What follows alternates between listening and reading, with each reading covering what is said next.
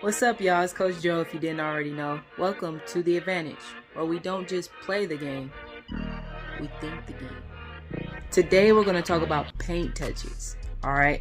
And before we even get into that, I want to explain to you guys what being aggressive means, because a lot of you guys may not know, right? So a lot of times you guys hear your coach say, well, you need to be more aggressive, or your parents get on you and say you need to be more aggressive, right?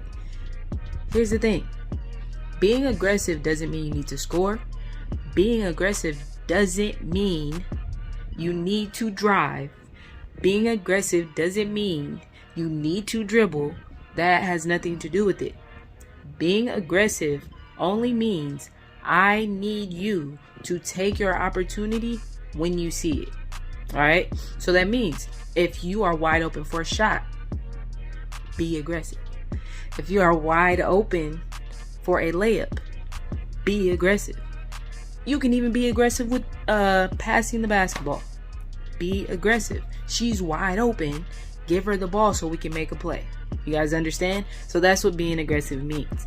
Now, in order to talk about paint touches, we have to talk about being aggressive. The objective of a paint touch is to beat your defender by getting into the key. Alright? Getting into the paint. Right? Once I'm into the paint, what does the defense do? If I'm the primary ball handler, what does the defense have to do once my feet touch the paint?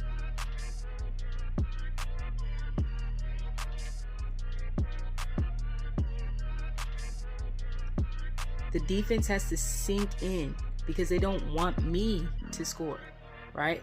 It's not even I may not even go with the objective to score. You should, but I may not. You should always go in with an objective to score. But of course, if you cannot get all the way to the basket, the defense still has to sink in, all right? Which creates the rotation that your coach is always looking for, all right? So that's the objective of a paint touch. Now, let's go ahead and play. What's the read?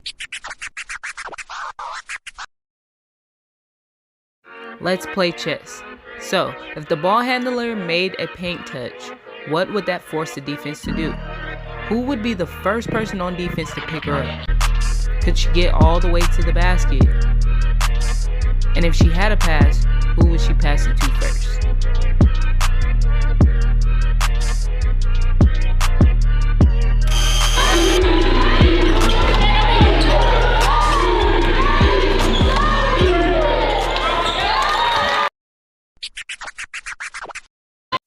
So you guys see this big gap here is what you would want to split.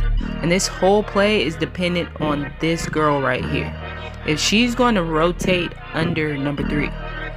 Of course, in a game, you guys aren't really necessarily thinking about that, but you should. You're looking at the big in the paint, who's the first one that's going to pick me up. Now, I have to, as the ball handler, get number 23 on my hip and keep her on my hip if I get into that paint. Now, I either have a jump shot or I'm trying to get all the way to the rim. But I also have that shot blocker right there. Keep that in mind. So my first pass would be my girl number 3 diving, because hopefully she'll be diving as I go to the basket. Or my girl in the corner if her man helps too far off of me, which she shouldn't because that's a wide open 3. Duh. I still enjoy the play because it was a quick swing. She gave up the ball and wasn't indecisive. And guess what? That closeout number 4 just made created the same exact scenario. The girl in the corner still got it. And it happened to be number 11, just moving off the ball.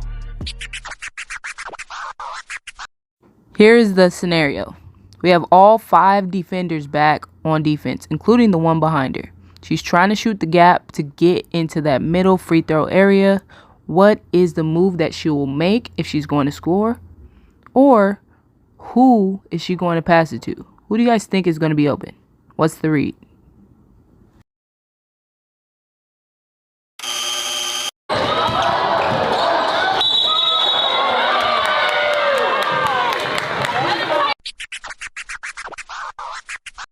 Yo, in college, it's kind of embarrassing how many times this play has actually happened to me. when I first got into college. I used to be a charge magnet because I wasn't as good at making reads as I thought I was. So, a lot of times, especially high schoolers, we're trying to burrow our way into the paint that we don't even notice the girl already standing right there, waiting for you to take this charge like a dummy.